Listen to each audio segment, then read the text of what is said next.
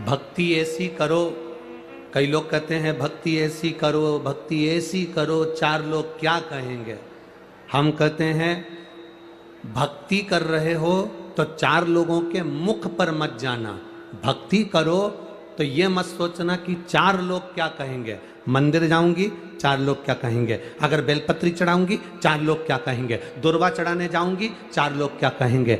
अगर हम भगवान शंकर के मंदिर में जाकर चावल के दाने चढ़ाएंगे, चार लोग क्या कहेंगे। हम शिव जी के मंदिर में जाकर पशुपति व्रत करेंगे, चार लोग क्या कहेंगे। भक्ति ऐसी मत करो कि तुम सोचो कि चार लोग क्या कहेंगे। भक्ति करते समय तुम्हारे भीतर यह होना चाहिए कि चार लोग क्या कहेंगे, उससे मतलब नहीं होना चाहिए।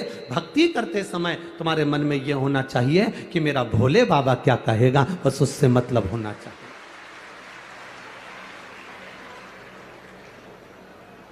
पशुपति व्रत करने से पहले तुम्हारे मन में एक भाव उत्पन्न हो जाता है, मैं करूंगी और मंदिर जाऊंगी और लोग क्या कहेंगे कि इतनी बड़ी वहां उसकी पत्नी होने के बाद, उसका पति इतना बड़ा ऑफिसर होने के बाद पशुपति व्रत कर रही है, चार लोग क्या कहेंगे। अरे ये तो दुनिया के लोगों का काम है कहना। ढोलक बजा बजा कर भजन गाओगे तो भी लोग कहेंगे बताओ ये आ गई सती सावित्री। और अगर तुम मंदिर नहीं गए, भजन नहीं गाया, भगवान की भक्ति नहीं करी, तो लोग कह देंगे बताओ ये आ गई अप टू डेट मैडम,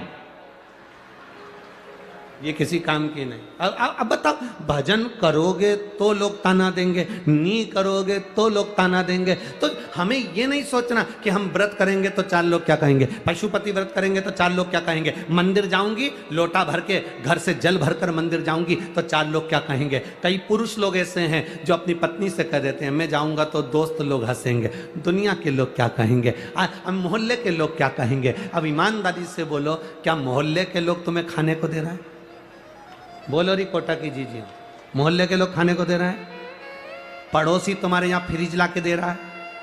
पड़ोसी या रिश्तेदार तुम्हारे यहाँ एसी लगवा रहे हैं? अगर कोटा में लगवा देते हो तो बात दूसरी है। हमारे यहाँ सीहोर में तो कोई नहीं लगवाता। पड़ोसी ना खाने को दे रहा है, रिश्तेदार ना तुम्हारे यहाँ कूलर ला कर दे रहा है, रिश्तेदार ना तुम्हारे घर में एसी लगवा रहे हैं, ना तुम्हारा बिजली का बिल का खर्चा उठा रहा है, ना तुम्हारे पानी का खर्चा उठा रहा है, ना तुम्हारी पढ़ाई का खर्चा उठा रहा है। फिर हम क्यों सोचें कि हमारे भजन करने से, शंकर जी को जल चढ़ाने से, शिव जी के मंदिर जाने से, शंकर का गुणगान करने से, शिव महापुराण सुनने से चार लोग क्या कहेंगे। हमें यह सोचना है कि मेरा भोले बाबा क्या कहेगा। उसकी भक्ति का धारण करें, हम उसके भजन को धारण करें, हम उसके स्मरण को धारण करें, हम उसकी भक्ति को अपने भीतर उतारें, हम उसके भजन को अपने भीतर उतारें। अरे भाई, जब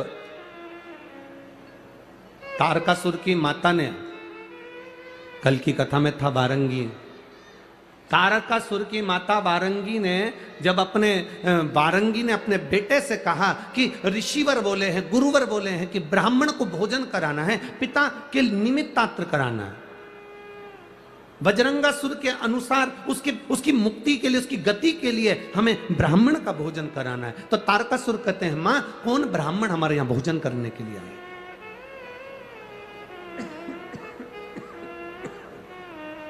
मां, कौन ब्राह्मण हमारे घर में भोजन करने के लिए आएगा? किस ब्राह्मण को हम बुलाएं, किस ब्राह्मण को हम अपने करीब में बुलाएं कि हमारे घर में आकर भोजन कर लेगा? वारंगी ने कहा तुम ब्राह्मण को भोजन का निमंत्रण तो दो। तारकासुर ने पृथ्वी के सारे ब्राह्मणों को भोजन का निमंत्रण दे दिया, सारे संतों को तारकासुर ने भोजन का निमंत्रण दे दिया। तारकासुर ने सारे ब्राह्मणों को जब भोजन का निमंत्रण दिया, संतों को भोजन के लिए आमंत्रित किया, संतों को भोजन के लिए जब बुलाया, तो सारे के सारे संत, साधु, ब्राह्मण, गुरुजन जितने भी थे, कोई तारकासुर के यहां भोजन करने के लिए नहीं गया, क्योंकि मालूम था कि ये उपद्रवी है। ये उसको मालूम था कि ये उपद्रवी है, ये उपद्रव करेगा। उसको मालूम था कि ये गलत काम करेगा।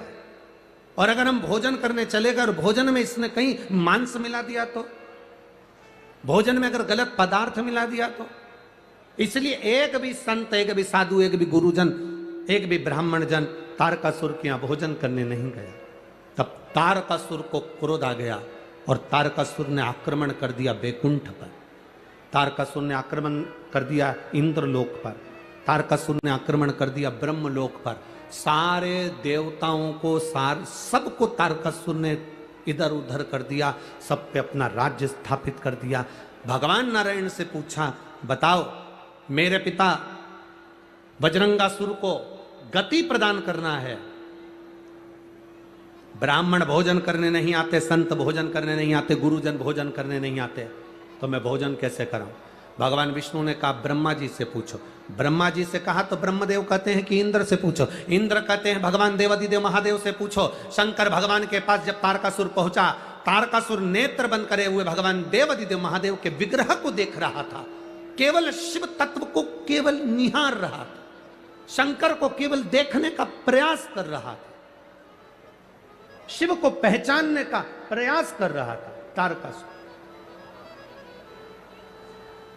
और भगवान शंकर को जब पहचानने का प्रयास तारकासुर कर रहा था, नेत्र बंद थे मेरे देवादिदेव महादेव के, पार्वती उनके नजदीक में विराजी थी। माता पार्वती जी ने तारकासुर को देखा और तारकासुर से माता पार्वती जी ने पूछा, तारके, ए तारके, कैसे आना हुआ?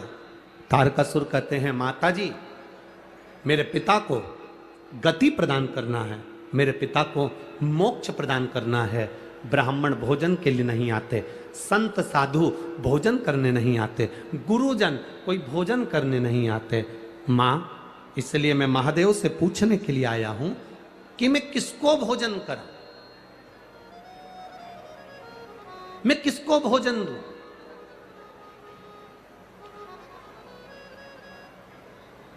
मैं किसको गति प्रदान करूं? पार्वती मैया मौन, चुप हो, एकदम मौन। और माता पार्वती जब मौन हुई,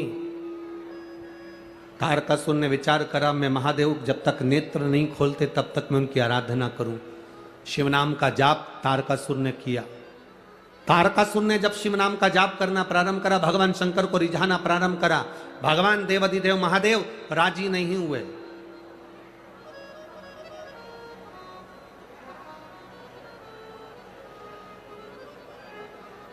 श्राद्ध पक्ष में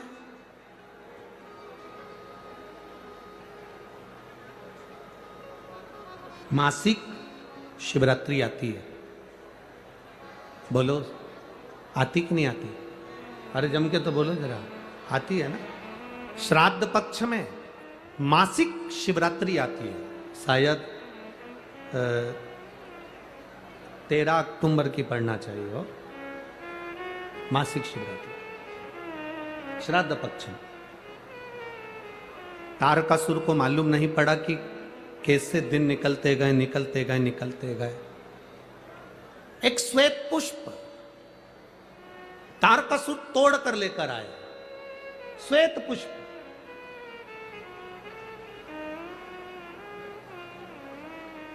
तारकासुर को नहीं मालूम था कि श्राद्ध पक्ष में शिवरात्रि आती है और शिवरात्रि के दिन आज तारकासुर श्वेत पुष्प देवादिदेव महादेव को समर्पित कर रहा है। ये तारकासुर को ज्ञात नहीं, तारकासुर को मालूम नहीं।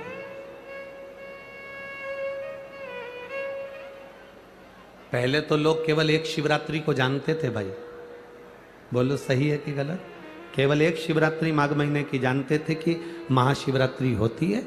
शिव महापुराण की कथा धीरे धीरे सुनते सुनते सुनते सुनते शिवरात्रि के महत्व को लोग जान गए। एक पत्र आया है, देखिए।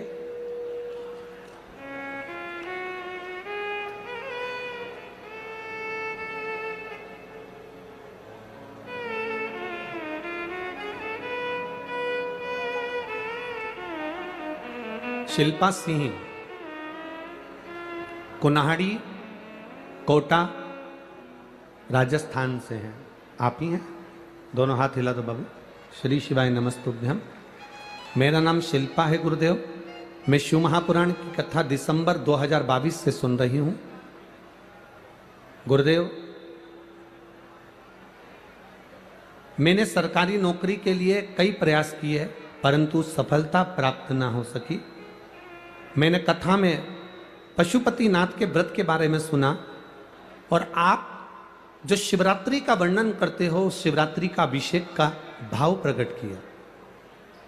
दुनिया के लोग कहते हैं ऑनलाइन शिवरात्रि पूजन से कोई फल मिलता है। मैं कहती हूँ गुरुदेव आप बैठकर कराते हो उसका फल होता है। एक लोटा जल चढ़ाना, पूजन करना, मेरे बाबा का कृपा का क्या मैं वर्णन करूं गुरुदेव। आप कहते हो कि बाबा सुनता है और जल्दी ही श्रवण करता है।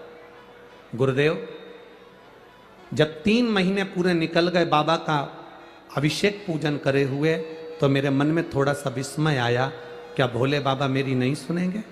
केवल 3 महीने 4 दिन ऊपर हुए थे गुरुदेव और बाबा की कृपा से राजस्थान पुलिस में सरकारी नौकरी बाबा की कृपा से प्राप्त हुई। ये शिव तत्व है, ये आनंद तत्व है। शिल्पा सिंह, कुन्हाड़ी, कोटा, राजस्थान। बैठो बाबू। श्री शिवाय नमस्तुभ्यम। एक पत्र और बड़ा सुंदर आया, देखिए।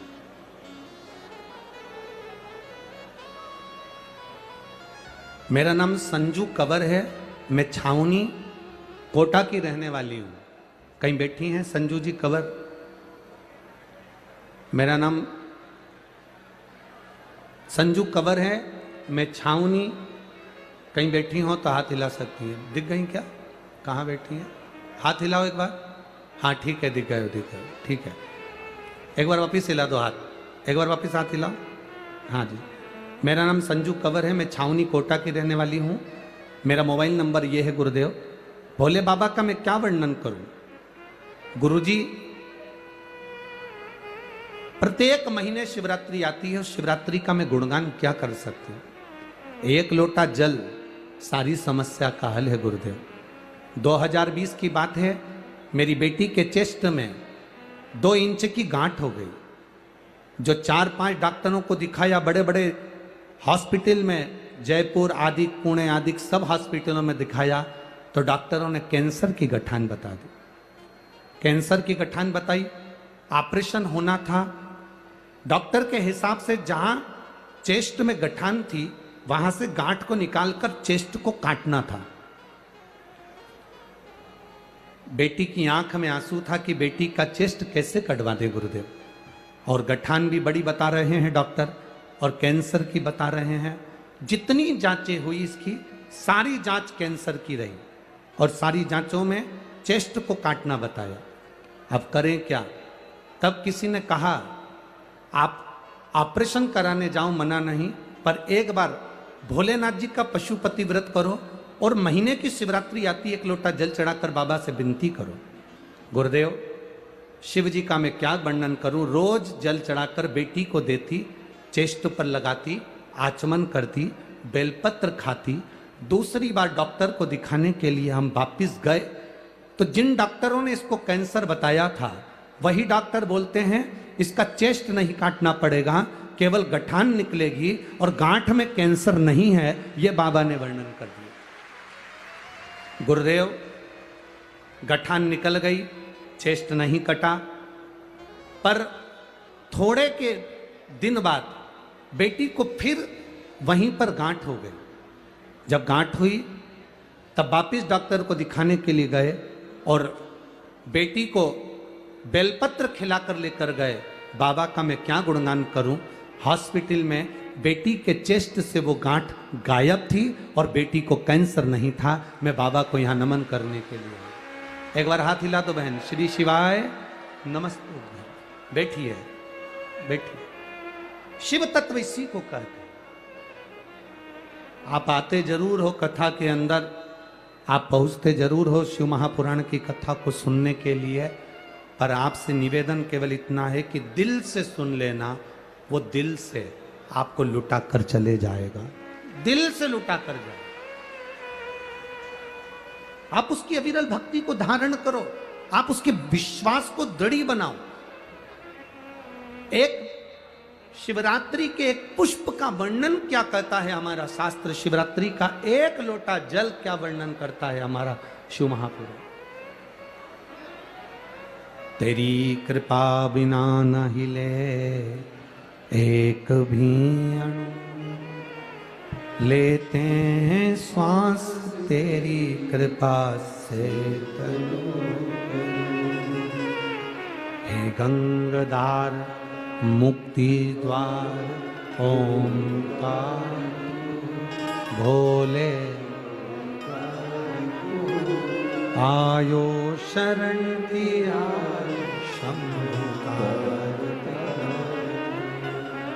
एक बेलपत्र का, एक पुष्प का क्या वर्णन है, एक पुष्प का क्या आनंद है।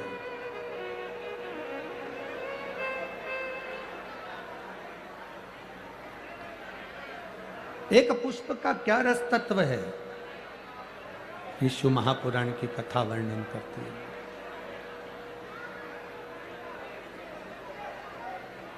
भगवान देवादिदेव महादेव की कथा तारकासुर को नहीं मालूम कि शिवरात्रि है श्राद्ध पक्ष की, उसके स्मरण में नहीं आ पाया कि ये श्राद्ध पक्ष की शिवरात्रि है, उसके स्मरण में नहीं आया कि ये शिवरात्रि कितनी मूल होती है, कितनी महत्ववान। इस शिवरात्रि की कितनी महत्वता होती है। शिव महापुराण की कथा कहती है भाई, श्राद्ध पक्ष में पड़ने वाली शिवरात्रि का स्मरण जरूर करिएगा। किसी नारी को अगर 32 साल भी शादी को हो गए हों और संतान नहीं हो रही हो, 30-35 साल हो गए, 32 साल हो गए, 28 साल हो गए, 15 साल हो गए, 20 साल हो गए और संतान का सुख नहीं हो, तो श्राद्ध पक्ष की शिवरात्रि की बड़ी महत्वता है, बड़ी महत्वता।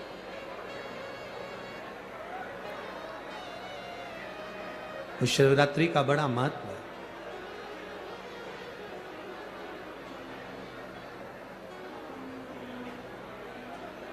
तारकासुर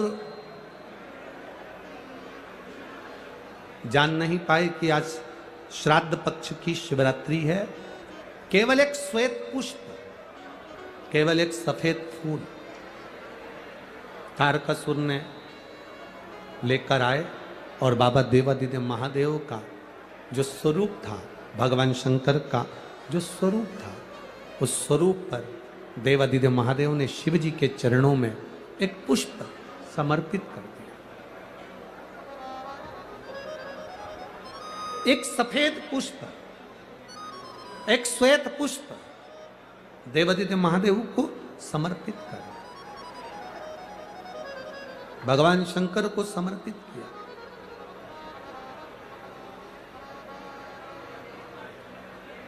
उसका फल क्या हुआ? आप लोग भी निवेदन है, प्रयास करना, पहले देख लेना, शायद हमारे हिसाब से तो 13 अक्टूबर को शिवरात्रि होना चाहिए। और भी आपके यहाँ के विद्वज्जन पंडित जन से पूछ लेना, नहीं तो पंचांग में या कैलेंडर में देख लेना कि अक्टूबर की श्राद्ध पक्ष की शिवरात्रि कब की है। जितने लोग आस्था चैनल पर सुन रहे हैं, जितने लोग फेसबुक यूट्यूब पर सुन रहे हैं, जितने लोग इस कथा पंडाल में जो दिल लगाकर और ध्यान लगाकर सुन रहे हैं, आप लोगों से निवेदन, प्रयास करना, एक सफेद पुष्प, एक श्वेत पुष्प बाबा देवादिदेव महादेव को 13 अक्टूबर को अगर शिवरात्रि है तो श्राद्ध पक्ष की शिवरात्रि के दिन बाबा देवादिदेव महादेव को एक सफेद पुष्प समर्पित कर देने पर अपने मन की कामना कर कर बाबा देवादिदेव महादेव 3 महीने वो कामना पूर्ण करता है। और जिसके यहाँ पर विद्वज्जन ब्राह्मण जन ने कहा हो कि पितृदोष ज़्यादा है या घर में शुभ कार्य नहीं हो रहा या तकलीफें ज़्यादा हो रही हैं, कोई बड़ी बीमारी ने अगर घेर लिया है, कोई बड़ी तकलीफ सामने आ गई हो, तो उनको भी निवेदन करूंगा कि प्रयास करना कि एक सफेद पुष्प अपने हाथ से बाबा देवादिदेव महादेव को समर्पित करना। उसके बाद तुम्हें जो बड़ी बीमारी है उसकी जब शिवरात्रि पर आप समर्पित कर दो, 1 महीना पूर्ण हो जाए, अगले महीने की शिवरात्रि आए, श्राद्ध पक्ष की शिवरात्रि जाएगी अक्टूबर की, फिर अगले महीने की जब शिवरात्रि आए तो उसके पहले आपकी जो बीमारी है उसकी एक baर जांच कराना। बाबा देवादिदेव महादेव उस बीमारी को समाप्त जरूर करें। श्वेत पुष्प,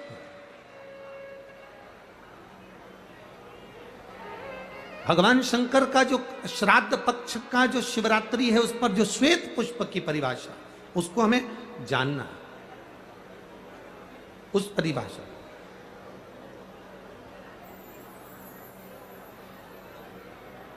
आप लोगों को मालूम होगा कि हनुमान जी पूर्व जन्म में कौन थे? बोलो रे कोटा वाला। हनुमान जी का जो अवतार हुआ राम अवतार के समय पर, त्रेता में जो मेरे राम जी का जो सुंदर अवतार हुआ, तो राम जी के साथ में जो हनुमान जी प्रकट हुए, ये हनुमान जी को पूर्व जन्म में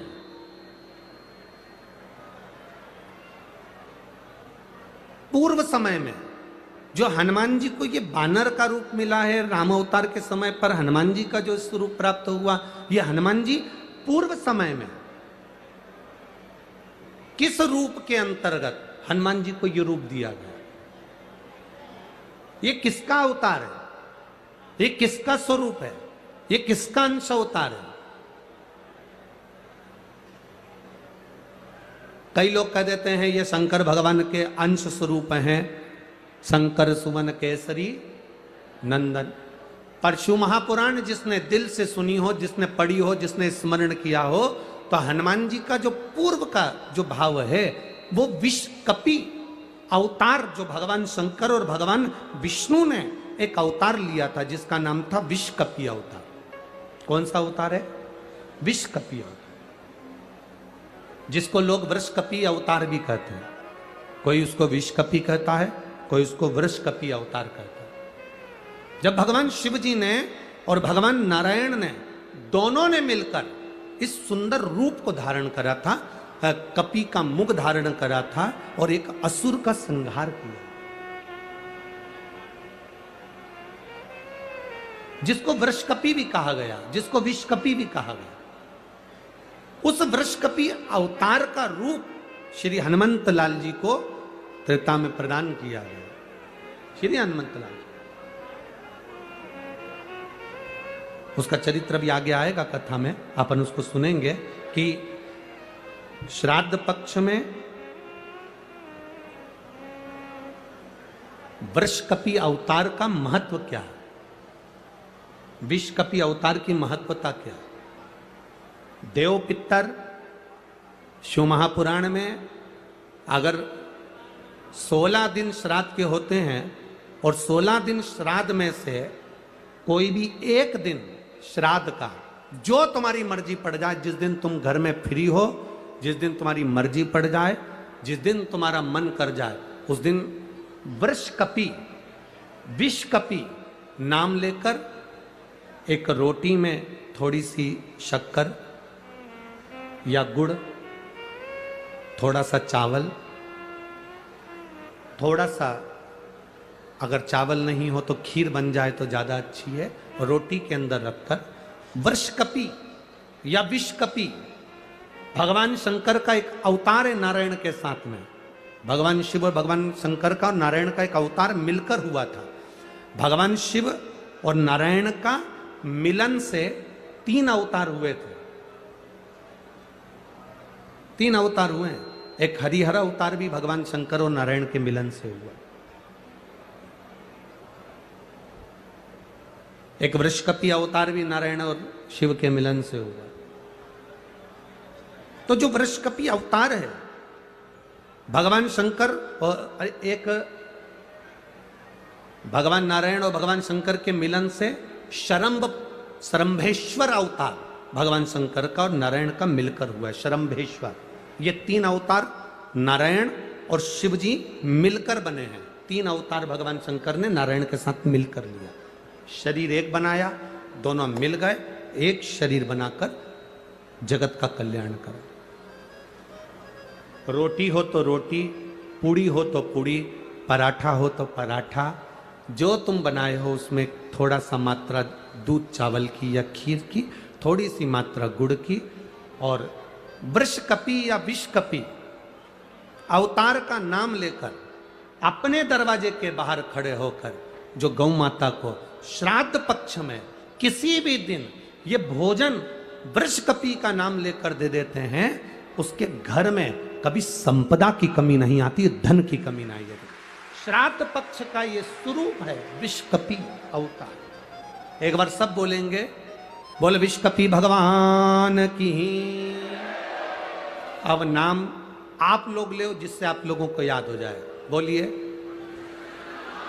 विषकपि भगवान की।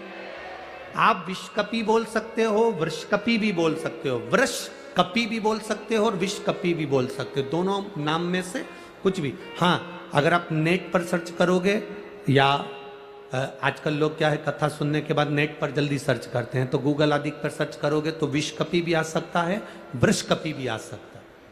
पुराण में अगर ढूंढोगे, शिव पुराण के अंतर्गत या स्कंद पुराण में या गर्ग संहिता में या कूर्म पुराण में, बरहा पुराण में अगर आप ढूंढेंगे तो उसमें वृषकपि और विषकपि कोष्टक में बना हुआ है।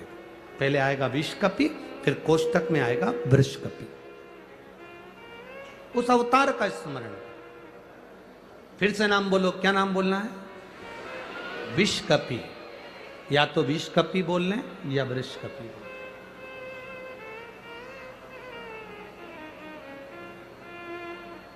देव पितर कथा का ये सबसे सुंदर संवाद है विषकपि अवतार। भगवान अब तारकासुर ने विचार करा कि मेरे पिता बजरंगासुर का गति कैसे हो, तो वो एक पुष्प, सफेद पुष्प को तोड़कर, उसको नहीं भान कि आज शिवरात्रि, उसको भान ही नहीं है, उसकी स्मरण में नहीं है कि आज शिवरात्रि।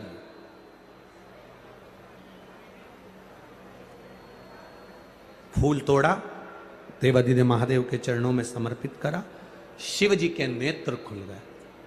शंकर भगवान ने नेत्र खोलते से ही तारकासुर से पूछा, तुझे क्या चाहिए?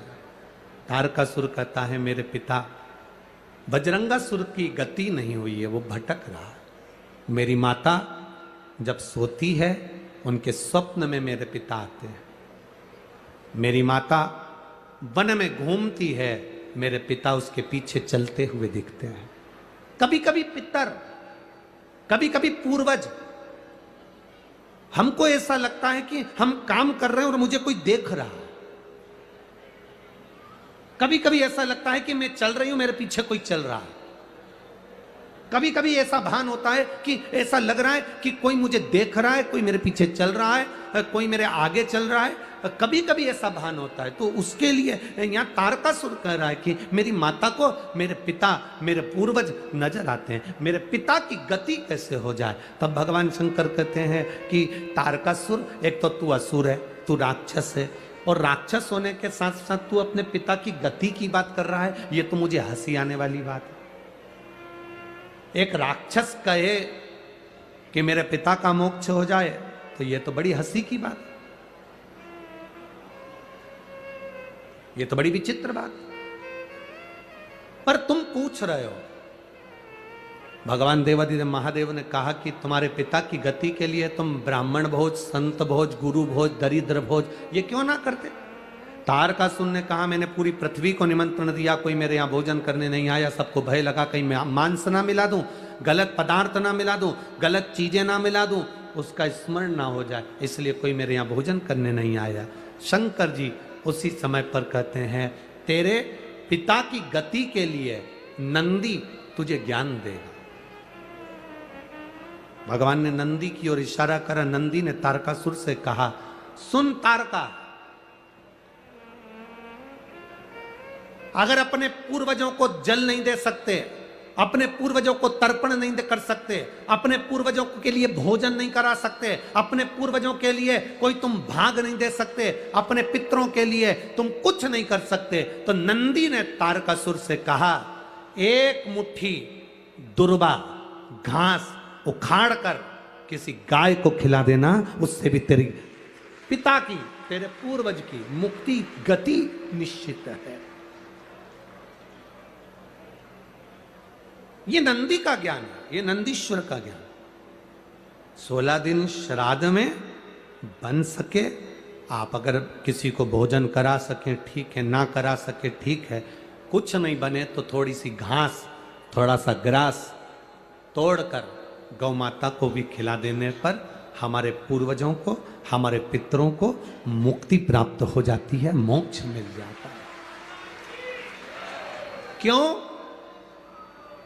गौ माता के शरीर में देवताओं का निवास है, उसको जानने वाला जान सकता है, बाकी के तो लोग आज के जमाने में हम क्या कहें, केवल दुनिया के लोग एक बात कहते हैं, गौ माता की जय हो, गौ माता की रक्षा हो, रक्षा हो, रक्षा हो।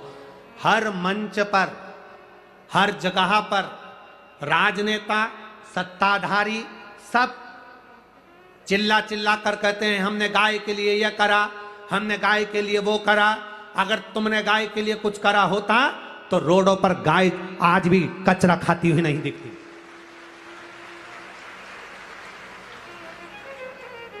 आज भी रोड पर गाय कचरा खाते हुए नहीं दिखती। अगर गौ माता की रक्षा के लिए, गौ माता के लिए कुछ किया होता तो यह सामने नजर आता।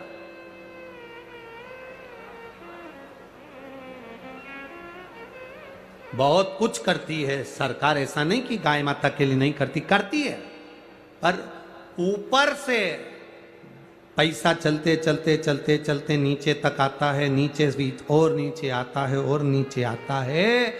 जो धन गौ माता में लगने वाला होता है वो दुनिया के लोग पहले हजम कर जाते हैं और गौ माता फिर भूख से बिलबिलाती रहती है।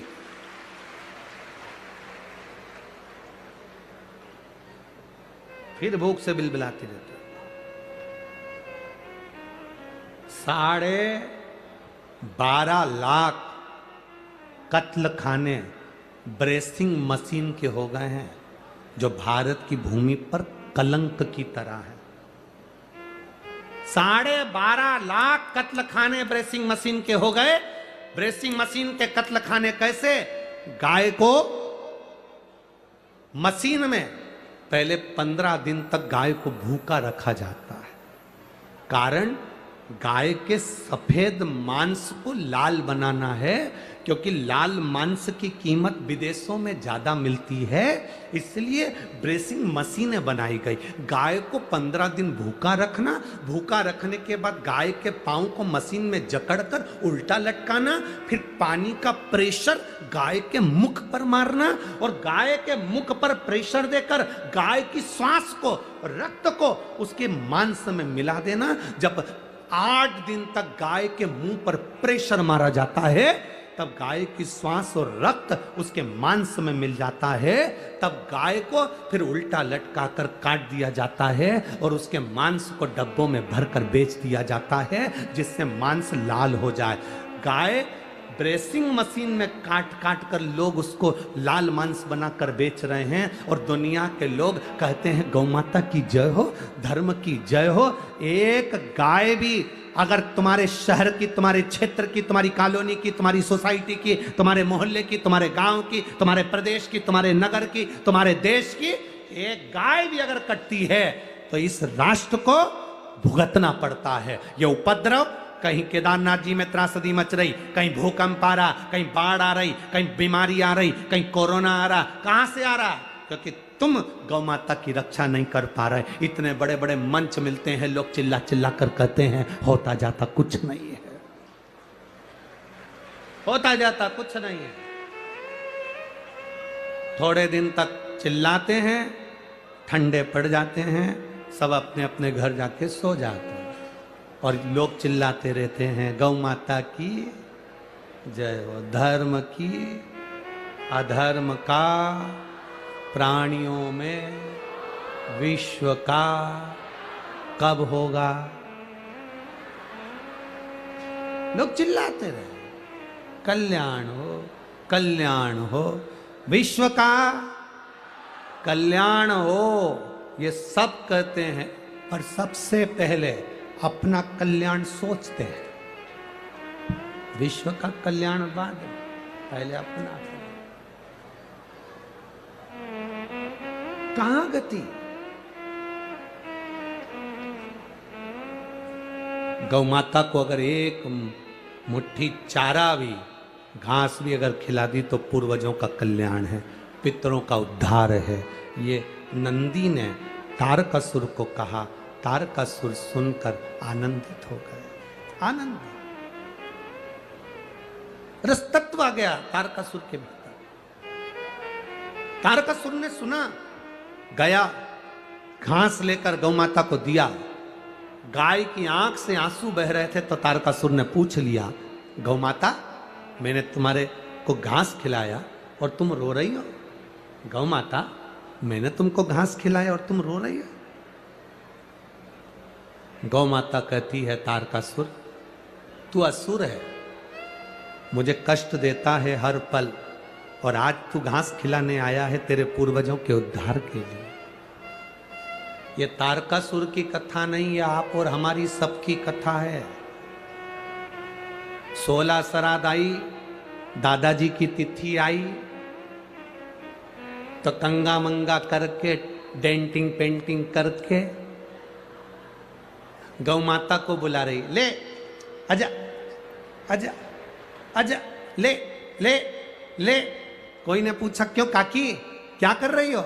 आज हमारे दादाजी की तिथि है तो गाय को रोटी देना है। गाय उधर जा रही, गाय ने मुड़ के देख लिया कि आंटी जी बुला रही है, पर गाय नहीं आई। गाय के पास में बैल खड़ा था, बैल ने गाय से पूछा, वो आंटी जी बुला रही, जा क्यों नहीं रही? तो गाय बैल से बोली, ऐसी आंटी को जान दे चूल्हा में। जब 16 श्राद्ध आती है तब मेरी याद आती है अपने बुढ़े डोकरों को मोक्ष देने के लिए, बाकी के समय तो डंडा लेके दरवाजे पर खड़ी रहती है। क्या करूं आंटी का और क्या करूं अंकल का? क्यों रे अंकल और आंटी?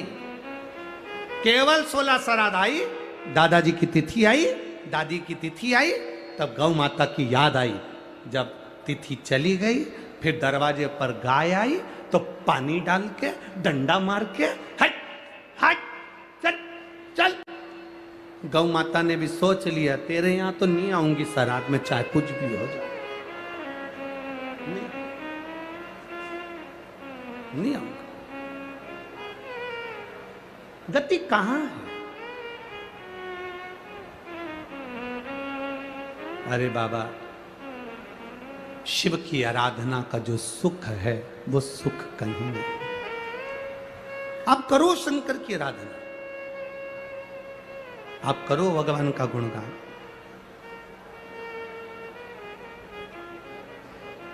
भोलेनाथ दया करना,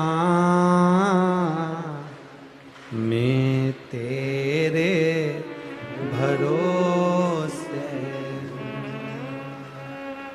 मैं तेरे भरोसे हूँ,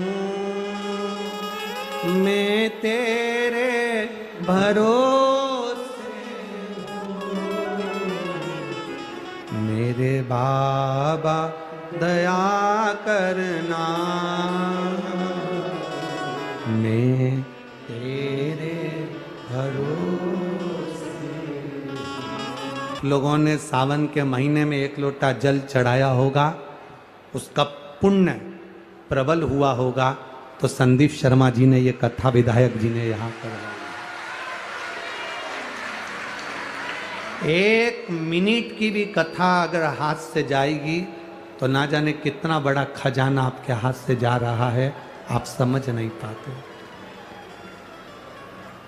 सुनो, धारण करो। जब दिल से बोला जाए कि बाबा मेरे दुख काटो, आप भी हमारे साथ में बोला करो तो बाबा काटेगा।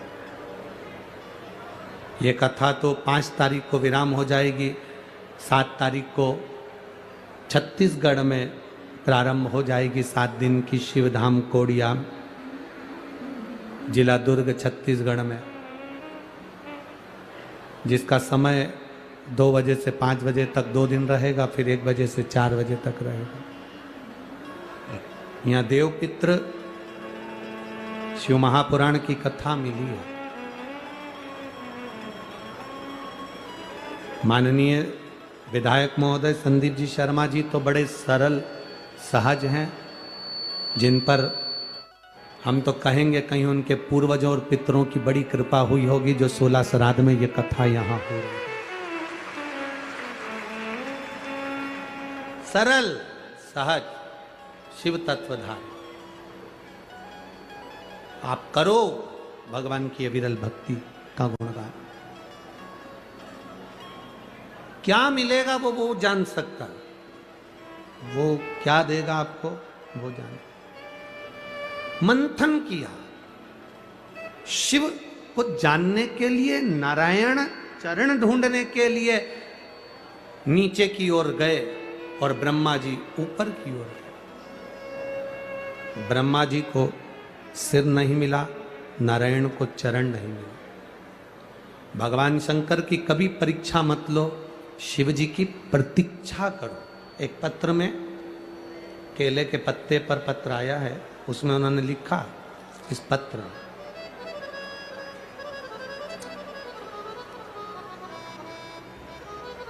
मैं इंदिरा मार्केट में रहती हूं। इंदिरा मार्केट यही है कोटा में। मैं रितु शर्मा हूं। रितु शर्मा है, बिल्लू शर्मा है। मैं टीवी पर कथा सुनती हूं, कहीं बैठी हो तो हाथ हिला सकती हूं। मैं बाबा से रोज कहती थी, गुरुजी वो सियोर वाला महाराज कहता है जो मांगो वो मिलता है, मुझे 3 मंजिल का मकान दो। गुरुदेव,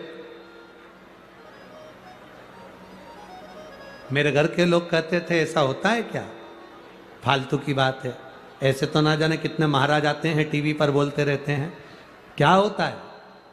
परंतु गुरुदेव, बाबा को जल चढ़ाने का फल क्या होता है, कोई मुझसे पूछे, बाबा ने मुझे दे दिया, ये बाबा की कृपा। शिव तत्व इसी को कहते हैं। औघड़ी है शंभु शंकर त्रिकालदर्शी कैलाशी। आप जिस विश्वास के साथ, आप जिस भरोसे के साथ उसका भजन करते हो, आप जिस भरोसे के साथ उसको भजते हो, वो खाली कैसे छोड़ दो। मेरी जीजियों और मेरे जीजाओं, ग्राउंड में भले जगह नहीं हो, पर मेरे भोलेनाथ के दिल में तुम्हारे लिए बहुत जगह है, बहुत जगह। आपका भरोसा कम नहीं होना चाहिए। कोई कह दे कि शंकर के मंदिर जाने से क्या होता है, कोई कहे शिव जी को दिया लगाने से क्या होता है, कोई कहे शंकर को जल चढ़ाने से क्या होता है, कोई कहे शंकर के मंदिर में जाने से क्या होता है, उससे कह देना हम मंदिर जाते हैं, हमारे पांव से जाते हैं, हम भजन करते हैं, हमारे मन से करते हैं, तो तुम बोलने वाले कौन होते हो कि मंदिर मत जाओ, देवालय मत जाओ, शिवालय मत जाओ।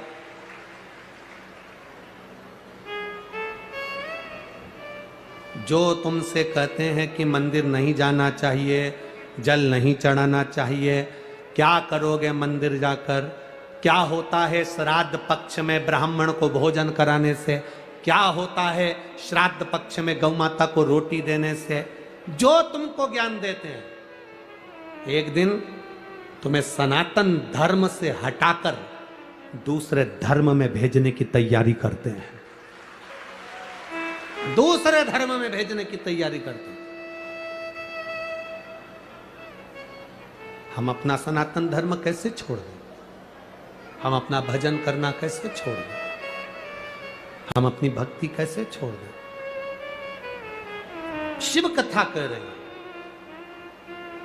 चरण नहीं मिले, नारायण ने सत्य कह दिया कि मुझे चरण नहीं मिले, तो भगवान विष्णु का नाम सत्य नारायण हो गया।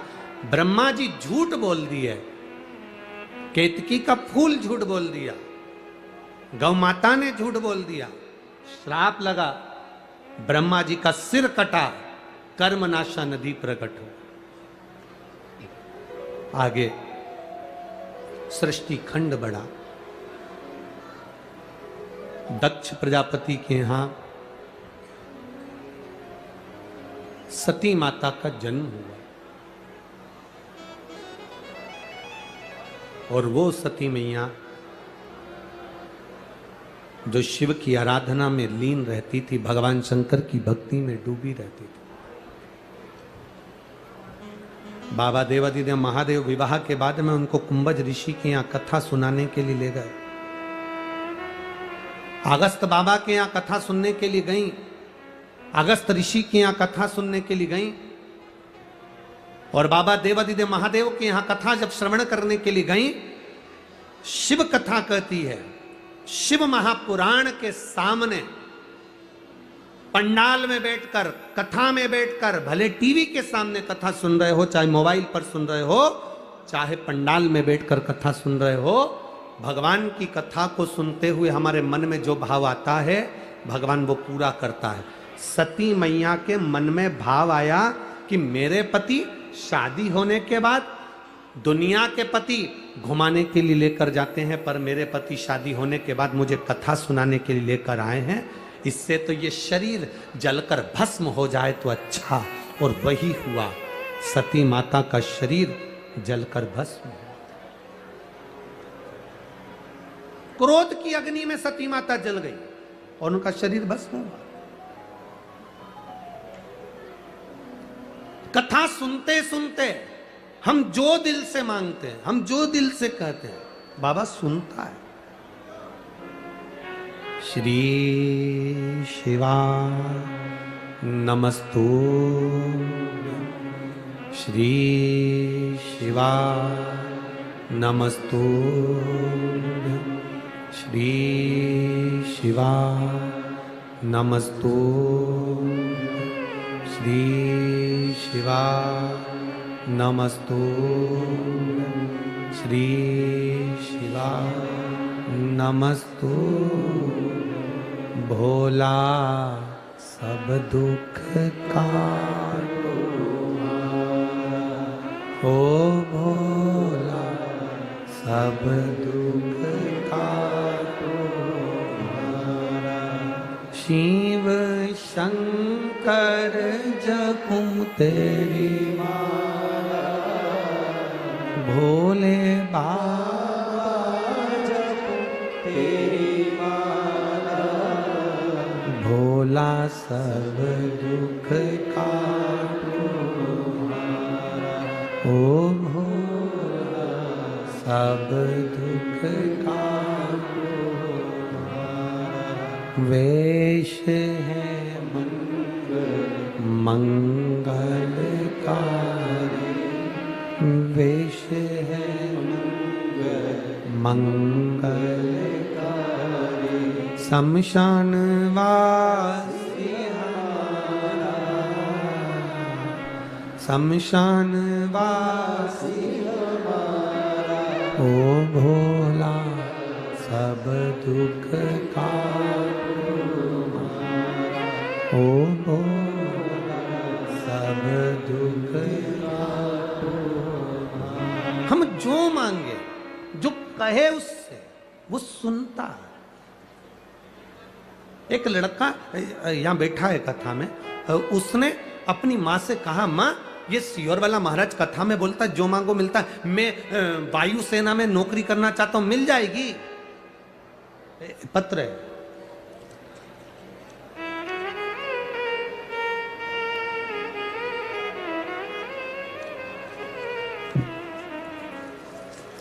मैं वायुसेना में नौकरी करना चाहता हूं, मिलेगी क्या? मिल सकती है क्या?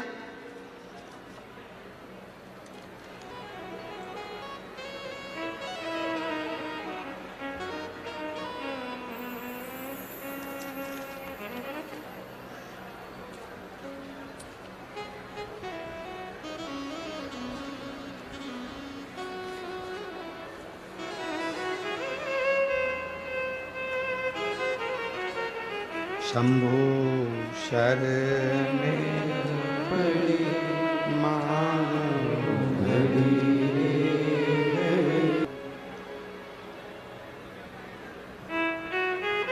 नीलेश राठौर सुसनेर से हैं। नीलेश राठौर, मेरा भाई का नाम नीलेश राठौर है गुरुजी। मेरा भाई एयरफोर्स की नौकरी के लिए कई बार विचार करा। तब मैंने उससे कहा कि शिव जी पर भरोसा रख, वो देता है। क्या वायुसेना की नौकरी भी देगा? भरोसा पक्का है तो दुनिया में सब कुछ मिल सकता। मेरे भाई ने कहा, जीजी किस्मत पर बैठे रहेंगे ना, अपने दिमाग से काम लेना पड़ता है। अपने दिमाग से काम लेना पड़ेगा। किस्मत पे बैठे रहेंगे तो कुछ नहीं मिलने वाला। गुरुदेव, आपने कथा में कहा था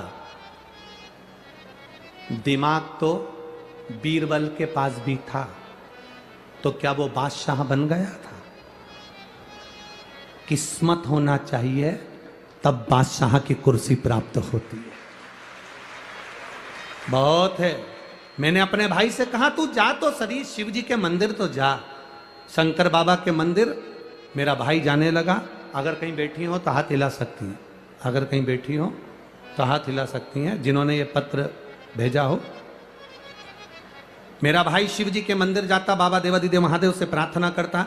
उसका वायुसेना में कभी नहीं हुआ, पर अब की बार उसने जो एग्जाम के लिए डाला था, वायुसेना से लेटर आ गया और उसकी परीक्षा हुई।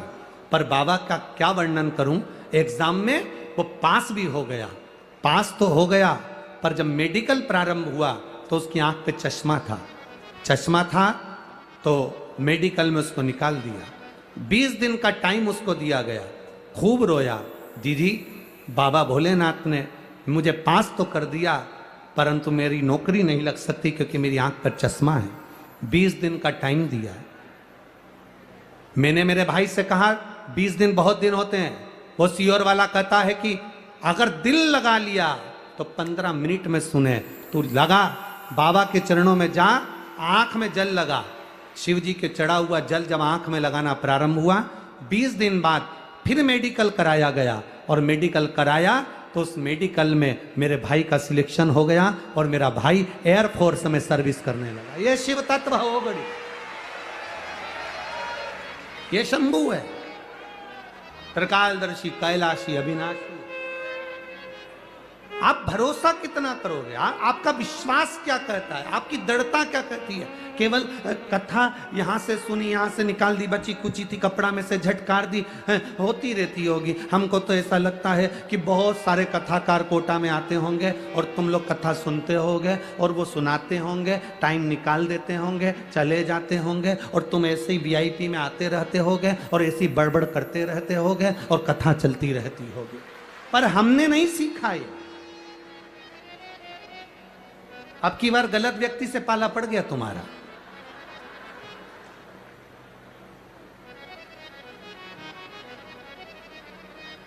कल से एक निवेदन आप सबसे, जिसको कथा सुनना है वो ही पंडाल में बैठे, बाकी के कोई अंदर मत आओ। जिसको कथा से मतलब है, कथा सुनने आए हो ना, तो कथा से जिसको मतलब है वो आना।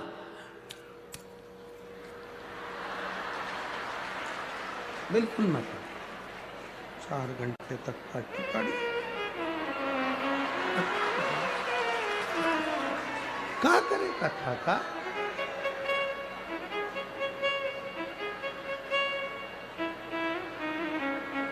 और बच्ची कुची तो यहाँ कमर में खोस गई। क्या करे कथा? कथा सुनने आयो, कथा दिल से सुनना। कथा कहते हैं, भरोसे से कहते हैं, और आपको भी कहकर जा रहे हैं, दिल से सुनना। 3 महीने में पत्र इसी व्यासपीठ पर रखा हुआ तुम्हारा मिले। दिल से सुनो। कितने प्रेम से कथा करवाई है विधायक जी ने, कितने प्रेम से। ये विधायक जी को कहीं शिव जी की बड़ी कृपा हुई होगी जिन्होंने इतने प्रेम से इस कथा को लेकर आए। आप जितने प्रेम से सुन सकते हो उतने प्रेम से सुनो, जितने प्रेम से और भाव से सुनो, देगा वो। सती मैया ने कथा में बैठकर सोच लिया था कि मेरा शरीर जलकर भस्म हो जाए, तो उनका शरीर जलकर भस्म हुआ। शिवजी ने कथा में बैठकर सोचा था कि मुझे राम का दर्शन हो जाए, राम का दर्शन हो गया। ये कल्प वृक्ष है शिव महापुराण की कथा, जो बैठकर मांगते हो कथा के पंडाल में, वो तुम्हारी झोली में प्राप्त होता ही है, ये पक्का।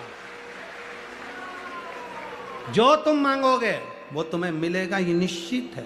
कल्प वृक्ष है शिव पुराण, कल्प वृक्ष मिले तुम।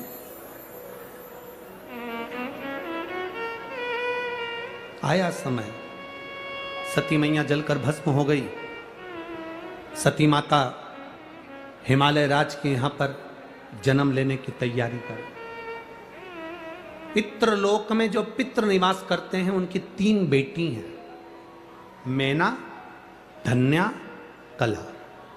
पितरों की 3 बेटी हैं, मैना, धन्या और कला। सनकाद ऋषि जा रहे थे, मैना, धन्या, कला अपने लहंगे से पहनकर जा रही थी। उनकी लहंगे की चोट सनकाद ऋषि की जंघा पर पड़ गई, जंघा पर। जब बेटा किसी एग्जाम में बैठ रहा है, सीए की पढ़ाई करे, इंजीनियरिंग की पढ़ाई करे, डॉक्टर की पढ़ाई करे, जो भी पढ़ाई बेटा कर रहा, कंपटीशन एग्जाम में बैठ रहा हो। हम ये कोटा में बहुत बच्चे कोचिंग करने आते हैं, हम उन बेटों से कहेंगे, उन बेटियों से कहेंगे, तुम हिम्मत मत हारो, अपनी हिम्मत मत हारो, टेस्ट दो, एग्जाम दो, एग्जाम के साथ, पढ़ाई के साथ देवादिदेव महादेव पर भरोसा रखो, विश्वास पक्का रखो।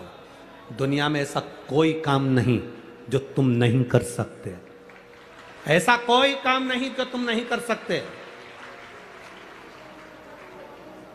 जरा सा टेंशन आया, डिप्रेशन आया और अपने प्राणों को त्याग दिया, माँ बाप के बारे में सोचा ही नहीं, ये श्रेष्ठता नहीं है। हिम्मत मत हारो। मेरा माताओं से निवेदन है, तुम्हारा बेटा कहीं पर भी पढ़ाई कर रहा हो, कहीं पर भी विद्या अध्ययन कर रहा हो, कहीं पर भी वो कंपटीशन एग्जाम में बैठ रहा हो, किसी भी जगह पर कंपटीशन एग्जाम में वो बैठे, मेरा माताओं से निवेदन है, श्राद्ध पक्ष में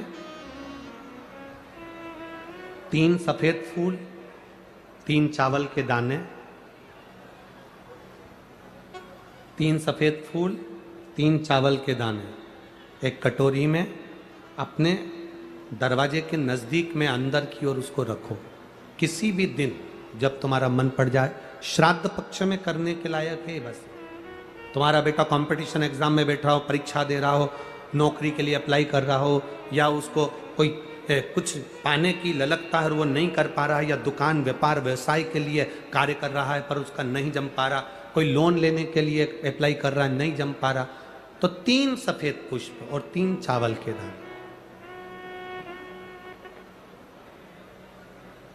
पितरों की 3 बेटियां, मैना, धन्या और कला। नाम बोलिए फिर से, मैना, धन्या और कला।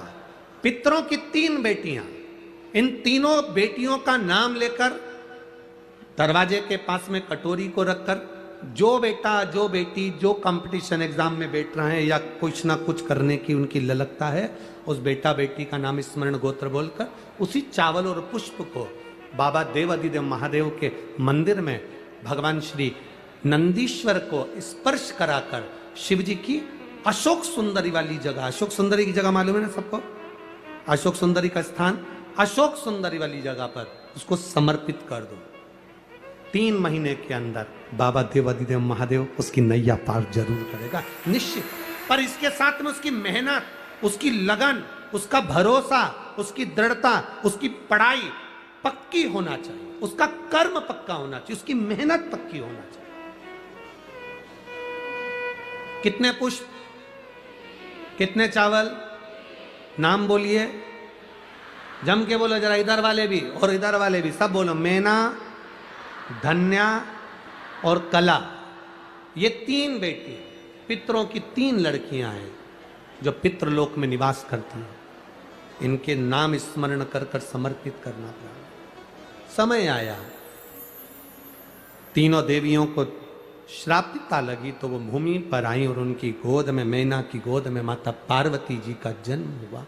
माता पार्वती जब बड़ी हुई, भगवान शिव के प्रति उनकी लगन हुई और शंकर भगवान के साथ में माता पार्वती जी का मंगल विवाह हो रहा है। जोरदार ताली बजाकर शिव पार्वती के मंगल विवाह का स्मरण करें। कथा देव पितर शिव महापुराण की कथा जो चल रही है, बहुत सारी कथा कल प्रसंगों में अपन लेंगे, उसका स्मरण करेंगे। पार्वती जी शिव जी के गले में जयमाला पहना रही हैं, जोरदार ताली बजाएं। भगवान शंकर के गले में जयमाला दे रही हैं। भगवान देवाधिदेव महादेव माता पार्वती जी के गले में जयमाला पहना रहे हैं, जोरदार ताली बजाइए। हार हार, सुंदर आनंद